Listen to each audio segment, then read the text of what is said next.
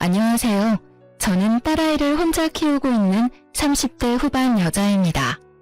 매일 사연을 들으며 하루를 마무리하곤 했는데 막상 사연을 보내려니 엄청나게 떨려오네요. 그래도 열심히 써볼 테니 잘 들어주시길 바라며 이야기 시작해 보겠습니다. 저와 남편은 오래된 장수 커플이었어요. 고등학교 때부터 사귀기 시작해 10년이란 시간을 만나왔으니 거의 가족이나 마찬가지였죠. 물론 가족 간에도 사이가 좋아 저희가 마침내 결혼한다고 했을 때 얼마나 좋아들 해주셨는지 몰라요. 결혼을 하고 난 뒤에도 저희 10년이란 세월이 무색할 만큼 사이가 좋았고 서로 사랑했었습니다. 결혼하고 난 뒤 1년 만에 아기가 생겼고 무사히 딸을 출산하게 되었어요. 딸이 귀한 시댁에선 이보다 더 기쁜 일이 없다고 경사라고 하시며 저희 부부보다도 더 딸의 출산을 기뻐해 주셨죠. 참 하루하루가 행복했어요. 이렇게 행복하게만 살 수 있다면 더 바랄 것이 없다는 생각이 들 정도였으니까요. 하지만 불행은 예기치 못한 순간에 찾아오더군요. 그날은 남편이 출장을 갔다가 딸아이가 눈에 밟힌다며 무리해서 밤늦게 집으로 돌아오던 길이었어요. 평소 안전운전이 강박에 가까울 정도인 남편이었던지라 별 걱정을 하지 않았는데 그만 교통사고가 나고 말았습니다. 화물 운전을 하던 상대방 운전자가 졸음 운전을 했다고 하더군요. 남편은 그 자리에서 하늘나라로 가버렸고 아기가 2살도 되지 않던 해에 저는 남편을 떠나보내게 되었어요. 처음엔 믿기지 않았어요. 언제든 남편이 현관문을 열고 들어올 것만 같은데 야속한 남편은 돌아오지 않더군요. 그렇게 감당할 수 없는 슬픔에 빠져 몇 달을 보냈던 것 같아요. 그러던 어느 날 딸이 다가와서 엄마라고 하며 제 눈물을 닦아주더라고요. 그때 정신이 번뜩 들었어요. 저는 사랑하는 사람을 잃은 슬픈 여자이기도 했지만 한 아이를 책임져야 할 엄마였다는 사실을 깨달았던 거죠. 그날 이후 전 가까스로 정신을 차렸고 시댁과 친정의 도움을 받으며 아이를 키워나갔어요. 그렇게 3년이란 시간이 지났어요. 축 처진 기저귀를 차고서도 해맑게 웃던 아이는 어느새 5살이 되어 스스로 변기에 가서 볼일을 보고 올 만큼 시간이 지났어요. 여전히 전 시댁과 왕래를 하며 지내며 도움을 많이 받고 있었어요. 아, 여기서 말하는 도움이란 금전적인 도움은 아니에요. 물론 명절 때가 되면 저도 그렇고 아이도 그렇고 용돈을 받긴 하지만 그런 것을 제외하고는 일체의 돈은 받지 않았어요. 그저 제가 쉴 수 있게 아이를 데리고 가서 하룻밤 자주신다거나 먹거리를 해주시는 등 그런 도움들을 주시고 계세요. 가끔 큰 돈을 주려고 하시긴 했지만 사망보험금을 포함해 남편이 남기고 간 것이 꽤 있기도 했고 저도 액세서리를 만들어 온라인으로 판매 중이었기에 돈이 아쉽지 않았던 터라 돈은 필요 없고 가끔 딸아이 좀 봐달라고 부탁드렸네요. 시댁에선 그런 제 의견을 존중해 주셨고 그렇게 저흰 자주 왕래하며 지내왔어요. 그러던 어느 날 시댁에서 좋은 소식이 들려왔어요. 그건 바로 서방님의 결혼 소식이었어요. 워낙 오랜 세월 봐온 터라 정말 기쁘더군요. 주은아, 글쎄 우리 막둥이가 결혼한다는구나. 어머, 정말이에요? 정말 축하드려요, 어머님. 우리 도련님이 드디어 장가를 가다니 제가 다 눈물이 나려고 하네요. 그러니까 어느새 커서 자기 가정을 꾸린다니 세월이 참 빠르구나.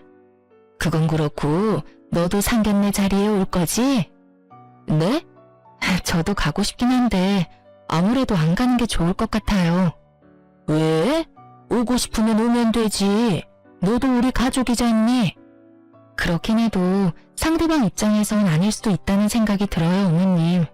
괜히 중요한 날에 저 때문에 괜한 말 나오는 것도 싫기도 하고 괜히 불편할 것 같기도 하고요. 그냥 전 마음만 보낼 테니 저는 신경 쓰지 마시고 잘 다녀오세요, 어머님.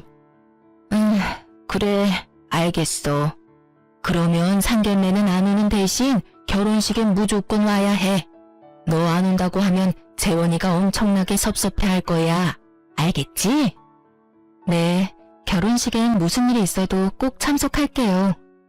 그렇게 전 결혼식엔 꼭 참석하겠다는 약속을 하고선 전화를 끊었어요. 상견례 자리는 잘 마무리되었다고 했고 어머님께 들은 바론 애교도 많고 싹싹한 것이 마음에 든다고 하시더군요. 시간은 흘러 결혼식 날이 되었고 컨디션이 좋지 않은 딸을 친정에 맡기고 결혼식장으로 갔어요. 시댁 식구들과 인사를 나누고 어머님은 저를 동서에게 소개해주겠다며 신부 대기실로 데리고 가더라고요. 신부 대기실에 앉아있는 동서는 어머님의 말씀대로 참 예쁘고 애교가 많았어요. 어머님을 보자마자 어머님이라고 콧소리를 내며 안기는데 괜찮은 사람이 들어왔다는 생각이 들더군요. 어머님은 동서를 떼어내며 저를 소개해주었고 저를 본 동서의 반응이 썩 좋지만은 않았지만 그땐 좋은 게 좋은 거라고 많이 긴장해서 그런가 보다 하고 그냥 넘겼어요. 잠깐의 반응 뒤엔 밝게 인사를 해주었기에 다르게 생각할 틈도 없기도 했고요. 결혼식은 잘 마무리되었고 어느덧 두 사람이 신혼여행에서 돌아와 처가를 거쳐 시댁으로 오는 날이 되었어요. 결혼을 하고 시댁으로 동서가 첫인사를 오던 날, 전 동서의 마음을 확실하게 알게 되는 날이 되었습니다. 그날도 마찬가지로 어머님의 권유로 딸과 함께 시댁으로 가게 되었고 뒤이어 동서와 서방님도 들어오더라고요. 모른 척하기에도 힘든 거리에 제가 있었는데도 불구하고 동서는 저를 본체만 채하며 어머님께 달려가 안기더군요. 순간 이건 뭐지? 하는 생각이 들긴 했지만 애써 부정적인 생각은 무시하려고 애썼어요. 그렇게 시작된 선물 증정식. 기대될 리 없었고 역시나 저와 딸을 챙기지 않은 모습에도 실망은커녕 당연하다고 생각했어요. 동서의 입장에선 충분히 준비하지 않을 수 있다고 생각했으니까요. 하지만 서방님의 생각은 다른 듯 동서에게 질책 아닌 질책하더라고요. 여보, 형수님이랑 희은이 선물은? 어? 그게 내가 깜빡했어. 어쩌지? 그런 말이 어디 있어. 내가 산다고 하니까 당신이 산다고 우겨서 내가 알겠다고 한 건데. 여자가 필요한 건 여자가 잘 안다고 호언장담하더니 잊으면 어떻게 해. 내가 다른 건 몰라도 형수님이랑 희은이 선물은 꼭 챙겨달라고 부탁까지 했잖아. 그게 중요한 선물이라서 고민하다가 그만 잊었나 봐. 일부러 사지 않은 것이 뻔한데 끝까지 깜빡했다며 동서는 깜찍한 거짓말을 해댔고 전 어차피 받을 생각 없었던 선물인지라 분위기가 더 가라앉기 전에 제가 말을 꺼냈어요. 아유, 그깟 선물이 뭐라고 새신랑 새신부가 싸우려고 해. 난 괜찮으니까 그만하고 밥부터 먹자 우리. 아버님 어머님 식사하실 시간 한참 지나서 시장하실 거야. 그렇죠 아버님 어머님? 제 말에 상황은 일단락이 되었고 어머님은 주방으로, 아버님은 딸과 함께 선물을 들고 안방으로, 서방님은 편한 옷을 갈아입기 위해 쓰던 방으로 각자 흩어지게 되었죠. 그렇게 저와 동서만이 거실에 남게 되었고 동서는 기다렸다는 듯이 본색을 드러내더군요. 그이한테 이야기 들을 때부터 뻔뻔한 건 알았지만 이렇게까지 뻔뻔한 줄은 미처 몰랐네요. 지금 그 말 나 들으라고 하는 말이야? 그러면 여기 형님 말고 사람이 또 있나요? 지금 이 자리가 어떤 자리인데 형님이 와 계세요? 낄 때 안 낄 때 구분을 못 하시나 봐. 남편까지 죽음마당에. 뭘 바라고 시댁하고 인연을 이어나가는 건지 이해가 안 되네요. 뭐 애 앞세워서 들락날락하면 콩고물이라도 떨어질 거라 생각하시는 건가? 기가 막히면서 동서의 수준이 보이더군요. 생각하는 꼴이 얼마나 밑바닥인지 한숨이 다 나오더라고요. 좋은 날이니 웬만하면 참아주려고 했는데 이쯤 되니 마냥 참지 못하는 성격이 또 불쑥하고 튀어나와 버렸죠. 동서가 주인공인 날에 내가 참석한 것이 기분 나빴다면 미안한데 나도 이 집 주인인 아버님 어머님이 불러서 온 거니까 동서가 상관할 바는 아닌 것 같고 뭘 바라고 시댁에 들락날락거리는 건 아니니까 앞으로는 말 좀 조심해줬으면 좋겠어. 계속 이런 식이면 동서 수준이 밑바닥이라고 증명하는 꼴밖에 되지 않을 테니까 말이야. 뭐라고요? 언성 낮춰. 그러다 어머님 나오시면 곤란한 건 동서이지 않을까? 동서는 제 말에 무어라 받아치려고 했고 저 역시 지지 않겠다는 의지로 동서의 입을 주시하고 있었어요. 바로 그때 어머님이 밥 준비가 다 되었다고 하시며 나오셨고 동서는 얼굴색 하나 바뀌지 않고 아무 일도 없었던 척을 하며 어머님께 찰싹부터 아양을 떨기 시작하더군요. 그 모습을 보는데 그야말로 기가 막히고 코가 막혔지만 어쩌겠어요? 엄연히 따져보면 이제 전 남남이고 동서는 가족인 것을요. 새로운 가족이 저를 탐탁지 않아 한다면 제가 빠져주는 것이 도리라는 생각이 들었어요. 그 후부턴 전 조금씩 시댁과의 거리를 두기 시작했어요. 저로 인해 괜한 분란을 만들고 싶지 않았으니까요. 그렇게 거리를 두며 지내던 어느 날 어머님이 집으로 찾아오셨더라고요. 오셔서 하시는 말씀을 듣고 있는데 정말 너무 황당하더라고요. 주은아, 너 요즘 우리랑 일부러 거리 두고 지내는 거 맞지? 갑자기 왜 그러는 게야? 엄마 요즘 조금 섭섭해지려고 하는데 이유가 있다면 말해줄 수 있겠니? 그게 어머님, 다른 이유가 있는 건 아닌데 요즘 일이 조금 바빴어요. 그래? 사실 내가 둘째한테 들은 이야기 있어서 그래. 둘째한테 듣기로는 너 요즘 만나는 사람 생겨서 우리랑 거리를 두는 거라고 하던데 그 말이 사실이야? 너를 질책하려고 이런 말 하는 거 아니니 오해하지 말려무나. 난 그저 네가 좋은 사람 만나서 새 출발하는 거 우린 정말 괜찮고 오히려 응원하고 있다고 말해주고 싶어서 이렇게 왔어. 그러니 혹시나 그런 상황이라도 우린 괜찮으니 가끔은 연락하고 지내면 안 되겠니? 네? 남자라니요. 저 만나는 사람 없어요, 어머님. 어머님도 알다시피 희은이 하나 키우는 것도 바쁜데 제가 언제 남자를 만나겠어요? 그것도 그렇고 저 아직 다른 사람 만날 생각 전혀 없어요. 그러니?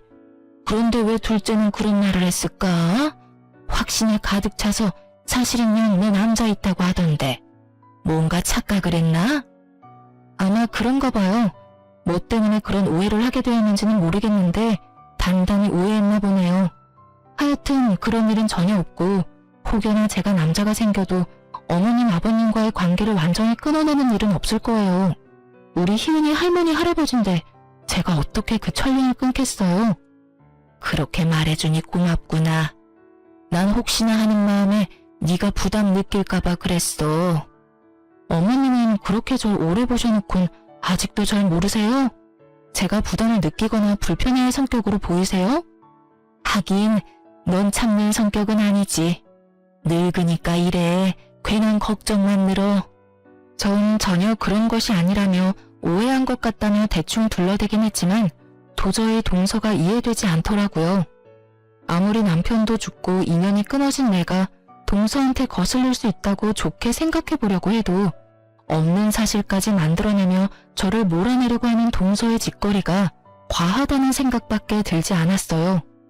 당장이라도 동서에게 왜 그런 있지도 않은 일을 말하고 다니냐고 묻고 싶었지만 전화번호도 모를 뿐더러 오해도 다 풀렸으니 괜한 입씨름하지 말자는 생각에 그냥 넘어가 주었어요.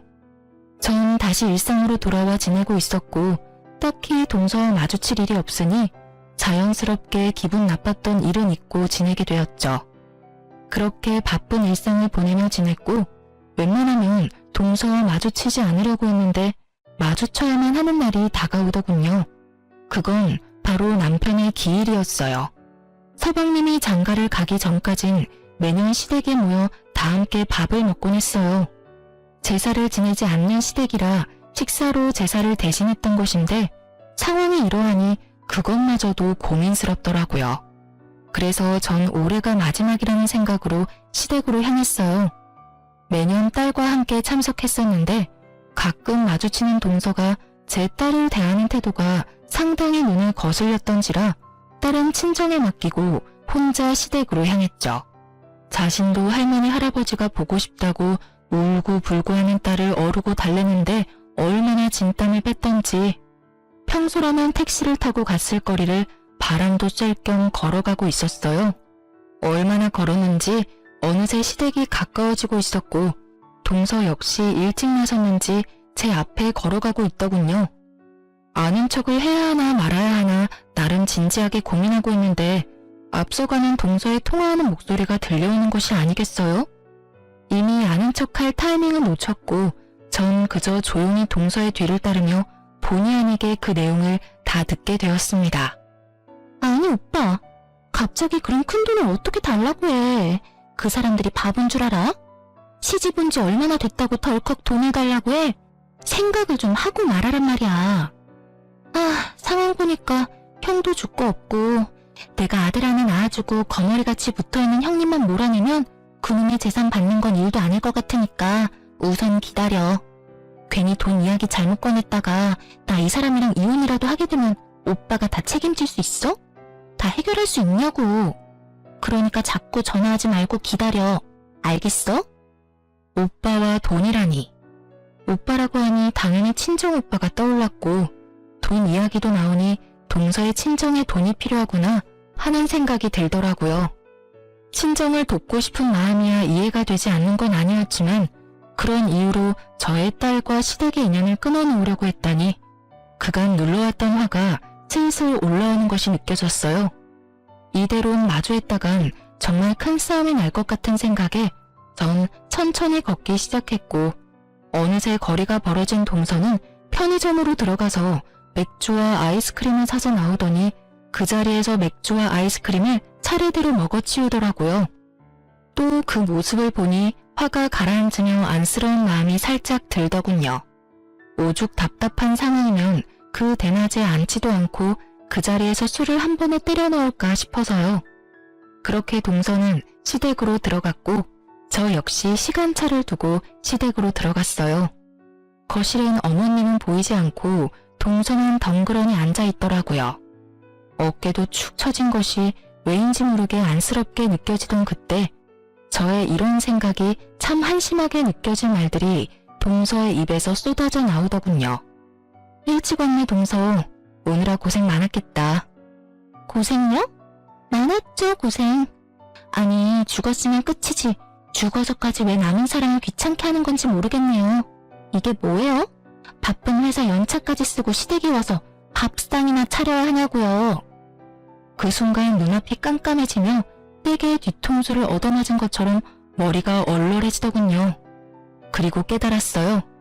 아, 저런 인간에겐 일말의 동정심도 사치이며 인간답게 대우해주면 안 될 인간이라는 것을요. 그랬어? 그런데 동서, 그렇게 이 식사 자리가 불만이었으면 동서가 오지 않았으면 됐잖아. 일전에는 동서가 주인공인 자리였다고 쳐도 오늘은 내 남편을 위한 자리인데 그런 마음으로 굳이 와서 그딴 말이나 짓거리고 있으면 내가 기분이 뭐 같지 않겠어? 뭐 같다니, 형님 말이 좀 거치시네요? 그리고 저라고 뭐 오고 싶어서 온 줄 아세요? 저도 딱히 오고 싶지 않았는데 온 집안이 한 통속이 돼서 대단한 사람 죽은 날인 양 이 난리를 부르는데 어쩌겠어요? 꼴값 떨어도 내가 그 장단에 맞춰줘야지.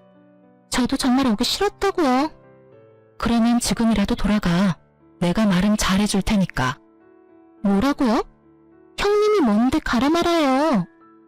내 남편을 위한 날이니까 내가 가라 말라 하는 거야. 다시 한번 말할게.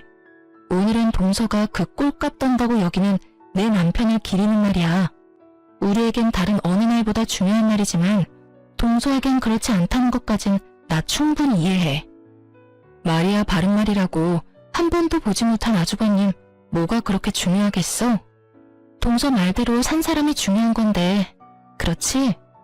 그런데 아무리 그렇다고 해도 죽은 사람이 뭐라고 이딴 말이나 짓거리면서 그런 역겨운 마음으로 참석하는 건 안 싫고 내 남편도 달갑진 않을 거야. 그러니까 당장 돌아가.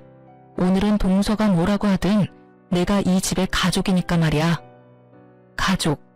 제 입에서 나온 가족이란 단어가 동서에겐 참 많이도 거슬렸던 모양이더라고요. 그 단어가 나오자마자 바르르 떨어대며 화를 내더군요. 가족? 지금 가족이라고 했어요?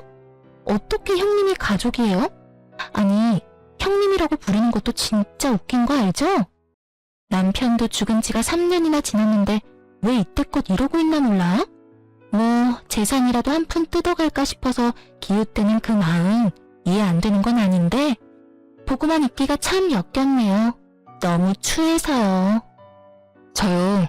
욕이라면 정말 둘째가라면 서러울 정도로 차일치게 잘하는 여자인데 이 순간 욕이 튀어나오려고 하는 걸 얼마나 참았나 몰라요. 그렇게 죽을 힘을 다해 욕을 참고 있는데 방문 열리는 소리가 들리며 남편 방에서 어머님이 나오시더라고요. 한 번도 보지 못한 무서운 얼굴을 하고서요. 동서는 배를 눌러도 인기척이 없자 당연히 아무도 없는 줄 알고 미리 받아두었던 열쇠로 문을 열고 들어왔던 것이었어요. 안방 문이 열려있는 것으로 봐선 혹시나 하는 마음에 안방까진 확인했는데 설마 어머님이 옛 아주버님 방에 있을 줄은 꿈에도 생각하지 못한 것이었죠. 하긴 저 역시 생각도 못했는데 동서라고 알 수 있었겠어요? 어머님의 등장에 저도 저지만 동서 역시 크게 놀라 얼굴이 하얗게 질려가더군요. 이게 뭐 하는 짓이야?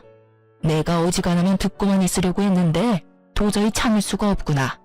둘째 너 첫째한테 말하는 뽐새가 아주 못쓰겠구나. 나 없을 때마다 이런 식으로 첫째를 대했니? 어머님, 그게 아니라요. 전 아무도 없는 줄 알고 그랬어요. 아무도 없으면 손윗 사람한테 그렇게 막 대해도 된다고 배웠어? 둘째 너 그렇게 안 봤는데 아주 몹쓸애구나. 여기가 어디라고 그런 막말을 내뱉고 있어? 어머님, 제가 잘못했어요.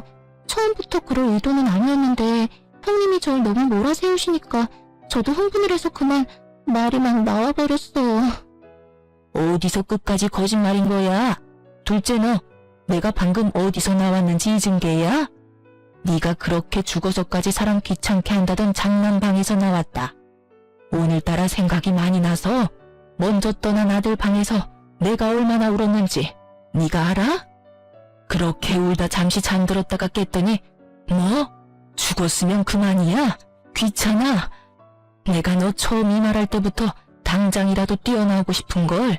그럴 수도 있겠다 싶어서 참고 있었더니 도가 지나쳐도 한참 지나치지 않니? 동서는 눈물을 흘릴 뿐 아무 말도 하지 못하고 있었고 그런 동서를 쏘아보시던 어머님은 문득 동서가 제게 남자가 있다고 한 말이 떠오르셨는지 그것에 대해서도 물어보시기 시작했어요. 둘째 너, 첫째가 남자 생겨서 우리랑 거리 두는 거라고 했던 말, 그것도 혹시 지어낸 말이니? 내가 이상하다 싶었는데 첫째가 아니라고 분명하게 말하니까 둘째 네가 오해했다고만 생각하고 넘어갔어. 그런데 너 오늘 이러는 거 보니까 아무래도 그냥 넘길 문제는 아닌 것 같구나. 너 정말 거짓말까지 하면서 형님을 모함한 거니? 그런 거야? 어머님의 화는 극에 달해 보였고 동서 역시 절벽 끝에 매달린 사람처럼 보였어요. 제3자인 제가 봐도 해결 방안이 없어 보였으니까요. 그래서였을까요? 동서는 무리수를 쓰기 시작하더라고요. 어머님, 잠시만요. 뜬금없이 헛구역질을 하던 동서는 이내 화장실로 뛰어가더군요. 화장실에선 세면대 물소리와 함께 동서의 헛구역질 소리가 계속해서 들려왔고 이내 물소리가 멈추는가 싶더니 동서가 입을 닦으며 나왔어요. 그러면서 되지도 않는 연기를 하기 시작하더라고요. 너 갑자기 왜 그러니? 어디 아파? 체했니? 아니, 그게 아니라 사실은 제가 임신을 했어요. 며칠 전부터 속이 계속 좋지 않아서 테스트기를 했는데 2주일이더라고요. 워낙 초기라서 그이한테도 말 못했어요. 혹시 모르는 일이니까 안정기에 들어서면 말씀드리려고 했는데 속도 좋지 않고 잠도 잘 못 자서 제가 너무 예민했나 봐요. 형님 죄송해요. 기분 많이 나쁘셨죠? 어머님 정말 죄송해요. 아무리 그래도 말을 가려가면서 해야 했는데 제가 경솔했어요. 동서는 임신 연기의 마침표로 헛구역질을 다시 하기 시작했고 어머님은 다른 것도 아닌 임신이라고 하니 한 발 물러서시더라고요. 그 문제는 추후에 다시 말하기로 하고 일단 작은 애 방에 들어가서 좀 누우렴. 나도 둘째 가졌을 때 입덧을 그렇게 했는데 씨도둑질 못한다더니 너도 입덧이 심할 건가 보구나. 그렇게 서 있지 말고 어서 가서 누워. 음식은 우리가 할 테니까. 네, 어머님. 그럼 저는 좀 들어가 볼게요. 끝까지 가슴을 두드리며 방으로 들어가는 동서를 보고 있자니 참 어이가 없더군요. 분명 맥주 한 캔을 그 자리에서 한 방에 먹어치우는 걸 제 두 눈으로 똑똑히 봤는데 임신이라뇨. 도무지 임신 사실을 안 사람이 할 행동은 아니었기에 동서의 임신 주장은 알아볼 것도 없이 거짓이었죠. 당장이라도 이 모든 상황을 빠져나가기 위한 동서의 거짓말임을 알리고 싶었지만 증거도 없을 뿐더러 또 무슨 수를 쓰며 빠져나갈지 모르는 일이니 일단 그 장단을 맞춰주기로 했어요. 동서는 최선을 다해 잠든 척을 했는지 동서를 뒤따라 방으로 들어가셨던 어머님이 나오시며 동서가 겨우 잠이 들었다고 하시더군요. 입덧이 저리 심해서야 겨우 잠들었어. 그래요? 잠드는 거 보고 나왔단다. 첫째야, 마음 많이 상했지? 둘째가 임신 때문에 너무 예민해서 뱉은 말이니 마음에 너무 담아두지 말려무나. 그럼요. 너무 걱정하지 마세요. 첫째 너 언젠가부터 거리 두던데 둘째 때문에 그랬지? 하는 말 들어보니 이렇게 군 게 처음도 아닌 것 같던데. 아우, 물어 뭐해? 넌 분명 아니라고 할 사람인데 내가 정말 당장이라도 내쫓고 싶은데 임신까지 했다는데 어쩔 도리가 없구나. 어휴. 그래도 첫째야, 나한텐 언제까지나 네가 내 첫 번째 며느리란다. 그것만은 기억해 주렴. 네, 어머님. 감사해요. 그래, 배가 고프진 않니? 얼른 식사 준비해야겠는걸? 어머님, 저 올해는 그냥 집에 가서 먹을게요. 아무래도 오늘은 날이 아닌 것 같아요. 상황도 그렇고 제 마음도 편치 않아서요. 그래도 그렇지. 1년에 한 번뿐인 날인데 혼자서 괜찮겠어? 네, 괜찮아요. 네 뜻이 그렇다면 알겠어. 다시 한번 말하지만 오늘 둘째가 한 말은 모두 잊어버리렴. 내가 대신 사과하마. 알겠지? 상황도 상황이었지만 아무래도 동서가 신경이 쓰여 안 되겠더라고요. 거기에다 음식 냄새를 풍기며 괜한 상을 차렸다가 또 무슨 꼴을 볼지 모를 일이었으니까요. 다른 날도 아닌 남편의 기일날 더는 힘 빼고 싶지 않았어요. 어머님은 그렇게 말하는 제가 많이 지쳐 보였는지 알겠다고 해주셨고 전 챙겨왔던 짐을 다시 챙겨 나가려는데 마침 서방님이 들어오시더라고요. 척 보면 척이라고 제 표정이 그리 좋지 않은 데다가 밥도 먹지 않고 집으로 돌아간다고 하니 데려다 주겠다며 따라 나서더군요. 서방님을 알고 지낸 것도 20년 가까이 되어가는데 말이 서방님이지 저에겐 친동생과도 다름이 없었던 터라 저는 동서의 일을 그냥 넘길 순 없었고 서방님과 이야기를 해봐야겠다고 생각했어요. 그래서 저를 따라 나선 서방님에게 모든 사실을 말해주었습니다. 친정 오빠와의 통화부터 시작해서 임신이라는 쇼를 벌인 일까지요. 모든 사실을 들은 서방님은 표정이 급격하게 굳더니 경악스러운 말을 하더군요. 형수님, 확실히 오빠라고 했어요? 잘못 들은 거 아니에요? 잘못 듣기는 확실하게 오빠라고 하면서 그렇게 큰 돈이 어디 있냐고 하더라니까. 신정이 아무래도 많이 힘든 것 같던데. 아무리 그래도 그렇지 임신했다는 거짓말은 좀 아닌 것 같아서 말해주는 거예요. 동서랑 이야기 좀 해보라고. 도대체 어떤 상황인 건지, 왜 나한테 그렇게까지 불만이 많은 건지, 그리고 임신했다는 말은 또 무슨 말인지. 난 우리 서방님이 행복했으면 좋겠어요. 말이 서방님이지 내가 친동생처럼 여기는 거 잘 알잖아요. 잘 알죠. 그런데 형수님, 집사람 오빠가 없어요. 외동이라고요. 제가 알기론 가까운 친인척도 없어서 오빠라고 부를 수 있는 사람이 없어요. 어? 그게 정말이에요? 그럼 이게 어떻게 된 일이래요? 분명 오빠라고 하면서 나만 몰아내고 아들만 낳아주면 그깟 돈 얼마든지 받아낼 수 있다는 식으로 말하던데 난 친정이 많이 힘든가 보다 했죠. 아무래도 이거 보통 문제가 아닌 것 같은데. 아무래도 그런 것 같아요. 형수님, 일단 확실한 건 믿을 수 없는 사람이면 확실하네요. 한참을 이야기를 나누던 저희는 동서는 믿을 수 없는 사람이라는 결론이 났고 동서에 대해서 좀 더 알아보기로 했어요. 아무래도 이때껏 동서의 입으로 들었던 모든 것을 의심해야만 하는 상황이었으니까요. 일단 서방님은 아무것도 모른 척 동서가 하는 대로 지켜보기로 했고 전 흥신소를 통해 동서에 대해서 알아봐달라고 했어요. 동서와 조금이라도 연관이 있는 사람이다 싶으면 그 사람도 같이 알아봐달라고 했고요. 물론 모든 사실이 밝혀지기 전까진 부모님께 비밀로 하기로 했죠. 흥신소의 연락을 기다리는 동안 그야말로 피가 마른다는 기분이 어떤 기분인지 알겠더군요. 어느 날은 동서가 그날 마신 술이 무알콜 맥주이고 임신 사실이 진실이었으면 좋겠다고 생각했다가도 그간의 동서 행실을 떠올리는 날엔 더는 서방님이 상처받는 일이 없게 더는 충격적인 사실이 없었으면 좋겠다고 생각하곤 했어요. 그렇게 피마르는 시간이 지나고 기다리던 흥신소에서 연락이 왔어요. 안녕하세요, 사모님. 저희가 좀 알아봤는데 의뢰 부탁해주신 분은 이미 결혼하신 상태입니다. 4년 전 결혼을 하신 분이고 혼인신고도 하셨던데요. 아마 동생분이 아직 혼인신고를 하지 않으셔서 모르고 계셨던 것 같아요. 그리고 말씀하셨던 임신도 알아봤는데 임신 아닙니다. 산부인과에 다니길래 임신했나 싶었는데 조사해보니 임신이 아니라 임신을 서두르려고 검진만 받고 배란을 받으러 다니는 거더라고요. 그렇게 낳은 자식 출생신고는 어떻게 하려고 하는 건지는 몰라도 대범한 여자인 건 확실해요.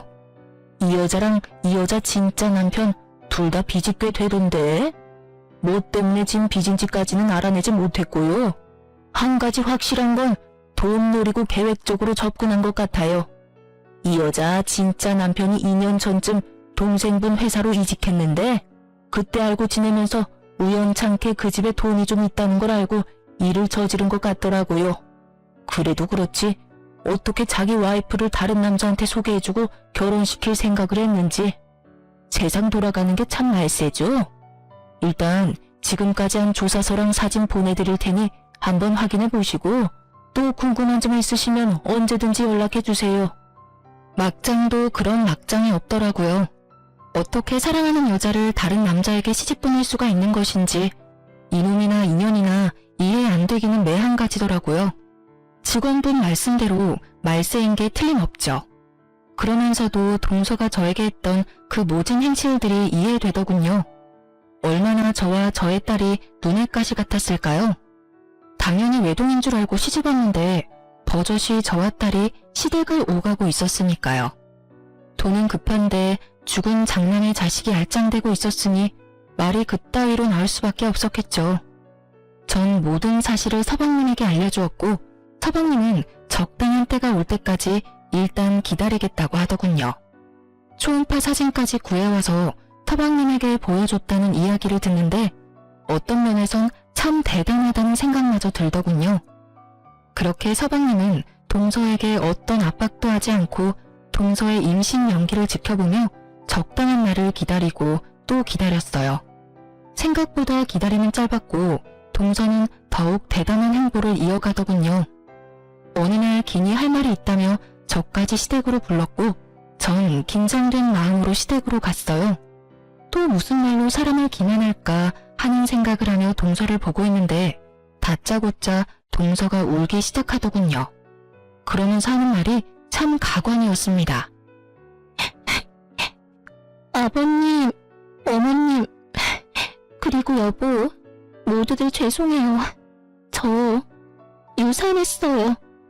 사실 그날 형님이랑 다투고 난 뒤부터 배가 자꾸 당기고 아파서 병원에 갔더니 괜찮다고 해서 안심했는데 요 근래 계속 몸도 그렇고 배도 아파서 이상하다 싶었어요.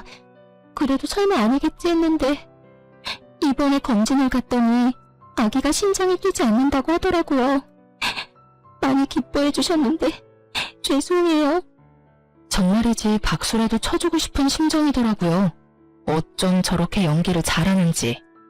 동서가 생각했을 땐 이렇게까지 하면 시댁 식구들이 저를 원망하며 사이가 급격하게 멀어질 거라 믿어 의심치 않았겠지만 그건 동서의 크나큰 착각이었죠.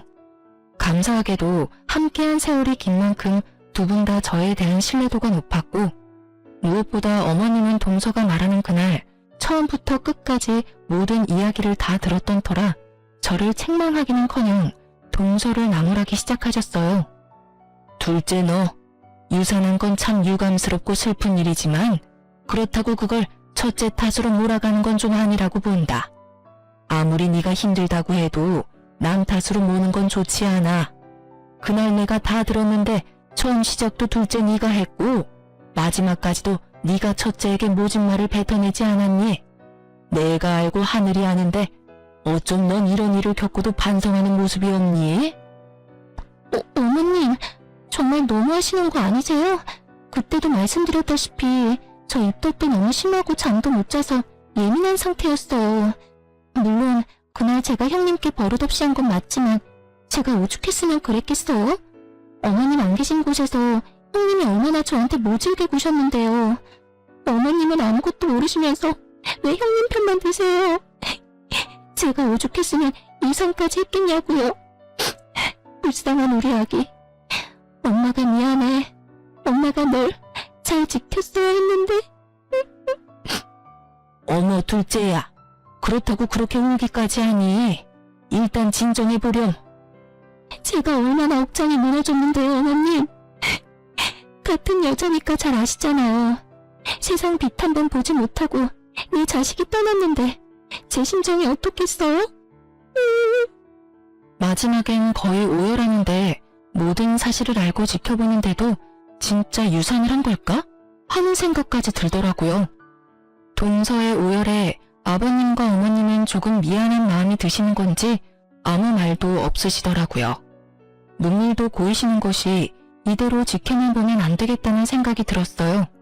그래서 전 흥신소에서 받은 사진을 바닥에 내려놓으며 말했습니다. 동서, 이제 그만 울고 이 사진들 좀 볼래? 아무래도 동서 설명이 좀 필요한 것 같아서. 설명은 무슨 설명? 이게 뭐예요? 혹시 제 뒷조사 하셨어요? 지금 그런 게 중요해? 얼른 설명부터 해봐. 이 남자는 누군데 동서랑 이리도 다정하게 있는 건지, 임신한 사람이 왜 나는 클리닉을 다니고 있는 건지. 제가 사진을 보여주며 몰아붙이자 동서는 손바닥 뒤집듯 태세를 바꿔 다 오해라는 말을 해대더군요. 하지만 이미 늦은 일이었어요. 모든 상황을 지켜만 보고 있던 서방님이 나서기 시작했으니까요. 아버지 어머니, 이 사람 남자가 있어요. 그래서 전 이 사람하고 이혼하고 사기죄로 고소할 예정이에요. 심력 끼쳐 죄송해요. 제가 잘 알아보고 결혼했어야 했는데. 서방님의 말을 듣고 있던 동서는 고소할 거란 말에 파르르 떨며 따지고 들기 시작했고, 비교적 차분히 말하던 서방님도 더는 참을 수 없었는지 모든 사실을 큰 소리로 밝히기 시작했어요. 고소? 사기? 그게 무슨 말이야 여보. 이혼은 그렇다고 쳐. 바람 피운 게 뭘 그렇게 큰 죄라고 고소까지 한단 말이야. 그러지 말고 나 한 번만 용서해줘. 딱 한 번 실수였어. 정말이야. 실수? 실수라고? 넌 결혼한 사실 숨기고 다른 남자랑 결혼한 게 실수야? 어떻게 끝까지 거짓말이야, 끝까지. 아버지 어머니, 알고 보니 이미 결혼을 한 사람이더라고요. 이혼한 여자가 아니라 아직 유부녀였어요. 그리고 임신? 그것도 거짓말이었고요. 애초에 임신을 한 적도 없고 그렇기에 물론 유산한 적도 없고요. 아니야. 이거 다 사실이 아니야. 오해라고. 오해야. 오해? 내가 모를 줄 알아? 박대리 그 새끼가 의도적으로 자기 마누라인 너를 나한테 소개시켜줬고 넌 깜찍하게 날 속이고 우리 집에 시집와서 우리 집 돈으로 네 남편이랑 네 빚 갚으려고 했다는 거. 그걸 어떻게... 여보, 내 말 좀 들어봐. 들어볼 필요도 없어. 입만 떼면 거짓말인데 내가 네 말을 듣고 싶을 것 같아? 세상에 영원한 비밀이 어디 있다고 어떻게 그런 걸 속여? 그리고 너 우리 형수한테 한 짓도 가관이더라? 뭐? 뭘 뜯어내려고 죽은 남편 집에 들락날락하냐고? 어디서 감히 네가 그딴 말을 형수님한테 해? 세상 사람들이 모두 너 같을 줄 알아? 설사 네가 정말 평범한 여자이고 그런 네가 임신해서 아들을 낳아줬다고 한들 너는 너고 형수는 형수야. 형이 있든 없든 우리에겐 세상 누구보다 사랑하는 가족이라고. 여보, 제발 나 좀 살려줘. 울지도 마. 여보라고 부르지도 말고. 모든 사실이 드러난 지금 동서는 피할 구멍이 보이지 않는지 그저 울기만 하더군요. 그때 동서의 진짜 남편이 배를 눌렀고 전 문을 열어줬어요. 서방님이 미리 급한 일이 있다며 와달라고 연락을 한 것이었어요. 집 안으로 들어오던 진짜 남편은 한눈에 모든 상황을 파악한 듯 재빠르게 무릎을 꿇고 빌기 시작하더라고요. 내가 다 잘못했어. 정말이야. 처음부터 이러려고 그런 게 아니었는데 나도 사는 게 너무 힘들다 보니까 정말 미안해. 정말이야. 제발 회사에는 알리지 말아줘. 나 회사까지 잘리면 정말 못 살아. 그나마 월급으로 겨우 빚 갚으면서 살아가고 있다고. 그러니까 제발 무슨 짓이든 할 테니까 제발 회사에는 비밀로 해주면 안 될까? 참 한치 앞도 보지 못하는 사람이란 생각이 들더군요. 지금 회사가 문제가 아니라 깜빵을 가냐 안 가냐의 기로에 서 있다는 걸 전혀 모르고 있으니까요. 회사? 지금 회사 걱정할 때가 아닐 텐데. 그럼 날 뭘 어떻게 할 건데? 나 요즘 변호사분이랑 고소장 쓰는 중이야. 참고로 합의는 없고 합당한 대가는 다 치르게 할 테니 각오하는 게 좋을 거야. 네 마누라 데리고 가라고 부른 거니까 얼른 데리고 꺼져. 고소라니. 제발 그러지 말고 다시 한번 생각해주면 안 될까? 남의 인생 망쳐봤자 쟤들이한테 뭐가 남는다고 그리 모질게 굴어. 그래 여보. 제발 한 번만 다시 생각해줘. 나 사랑했잖아. 나랑 같이 살아달라는 말은 하지 않을게. 그저 한 번만 더 기회를 달라는 것뿐이야. 내가 반성하면서 살 테니까 제발 한 번만 살려줘. 급기야 두 사람은 울고불고 하며 매달리기 시작했고 아버님과 어머님은 그 꼴을 보고 있기 힘드셨는지 방으로 들어가 버리시더라고요. 이 인간들을 어떻게 해야 하나 하고 있는데 서방님이 어디론가 전화를 걸었어요. 알고 보니 서방님은 이런 상황에 대비해 미리 신고를 해둔 상황이었고 집 앞에서 대기 중이시던 경찰관 3분이 두 사람을 끌고 나가더군요. 끝까지 발악하며 매달리는데 그쯤 되니 공포영화 저리 가라였죠.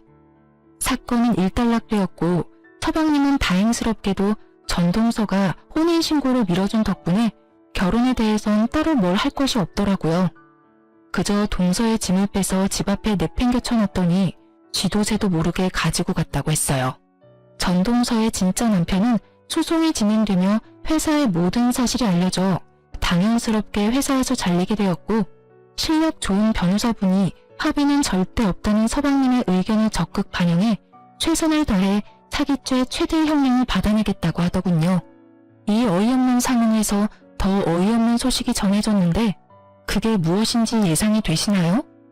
그건 바로 전 동서의 진짜 남편이었던 박대리가 그 없는 살림에 비싼 변호사를 선임해 모든 죄를 동서에게 덮어 씌우려고 했다지 뭐예요? 그럼 뭐하나요? 증거가 차고도 넘치는걸요. 괜한 돈 낭비만 하고 다니는 진짜 남편과는 달리 전 동서는 진짜 남편에게 배신당하고 자포자기인 상태에서 판결만 기다리고 있는 상태라고 하더군요. 그렇게 그 거머리 같은 사기꾼들과의 인연은 끝이 났어요. 전 여전히 시댁과 친정의 도움을 받으며 잘 지내고 있어요. 언젠가 두 사람은 결국 깜빵에 가게 되었다고 듣긴 했는데 형량을 얼마나 받은 것인지 그 후엔 어떻게 되었는지 묻진 않았어요. 괜한 상처를 들춰내는 짓인 것만 같아서요. 한동안 서방님, 아니 도련님은 힘들어 하시더라고요. 애써 숨기려고 노력했지만 훤히 다 보여 제 마음이 더 아프더군요. 하지만 시간이 약이라는 말이 딱 맞는 게 요즘은 꽤 많이 잘 지내고 있어요. 최근에 제가 급하게 일이 있어 도련님께 아이의 하원을 부탁한 적이 있는데 그날 딸을 데리러 간 도련님이 선생님에게 반하신 건지 선생님에 대해 이것저것 물어보더라고요. 참고로 전 대찬성이에요. 그렇지 않아도 평소 제가 좋게 보던 분이라 내심 잘 됐으면 하는 마음으로 앞으로 자주 딸의 하원을 부탁할 계획이에요. 그리고 최근에 시댁에서 건물 한 채를 넘겨주셨어요. 전 너무 과하다며 이미 받은 것이 너무 많다며 거부했지만 어머님이 이렇게 말씀하시더라고요. 첫째야, 내가 이번 일 겪으면서 느낀 바가 많아. 내 생각 같아선 언제까지나 네가 우리 가족이고 그 사실은 변함없을 테지만 또 사람 일이 어떻게 될 줄은 모르는 일이지 않니? 그리고 어차피 이 건물은 너한테 주려고 했던 거였어. 이왕 줄 거 조금 더 일찍 주는 것뿐이니 받아주려무나. 어떻게 되기는요. 희은이가 있는데 죽을 때까지 가족이죠. 그렇게 생각해주니 고마워. 너 내가 했던 말 기억하지? 혹시나 좋은 사람 생기면 새 출발하라는 말. 나도 그렇고 네 아버지도 그렇고 우린 네가 좋은 사람 만나서 다시 사랑받으면서 살았으면 좋겠어. 혼자 긴 여생을 살아가는 건 너무 외롭지 않겠어? 그러니 너도 좋은 사람 있으면 연애도 하고 연애하다 이 사람이다 싶으면 결혼도 해. 알겠지? 건물은 잘 챙겨뒀다 희은이 공부도 시키고 너 결혼하게 되면 결혼 자금으로도 쓰려무나. 이렇게까지 챙겨주시는데 더는 싫다고 할 수도 없는 노릇이길래 못 이기는 척 받아뒀어요. 어머님이 계속 말씀하시니까 문득 결혼 생각을 다시 해보게 되었어요. 그런데 글쎄요. 앞으로는 어떻게 될지 모르겠지만 아직까진 결혼 생각이 전혀 없네요. 아직은 하늘에 있는 남편만큼 다른 사람을 사랑할 자신이 없는 거 있죠? 그저 딸아이와 함께 행복하게만 살아가려고요. 이로써 저의 시댁 이야기는 끝이 났습니다. 긴 사연 들어주셔서 감사합니다.